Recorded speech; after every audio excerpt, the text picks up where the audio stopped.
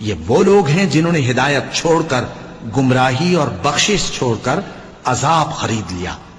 یہ آتش جہنم کی کیسی برداشت کرنے والے ہیں. یہ اس لیے کہ اللہ نے کتاب سچائی کے ساتھ نازل فرمائی، اور جن لوگوں نے اس کتاب میں اختلاف کیا وہ ضد میں آ کر نیکی سے دور ہو گئے ہیں. نیکی یہی نہیں کہ تم مشرق و مغرب کو قبلہ سمجھ کر ان کی طرف منہ کر لو، بلکہ نیکی یہ ہے کہ لوگ اللہ پر اور روز آخر پر اور فرشتوں پر اور اللہ کی کتاب پر اور پیغمبروں پر ایمان لائیں،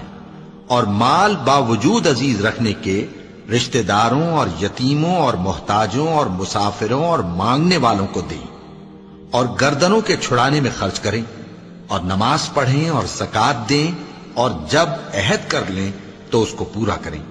اور سختی اور تکلیف میں اور جنگ کے وقت ثابت قدم رہیں. یہی لوگ ہیں جو ایمان میں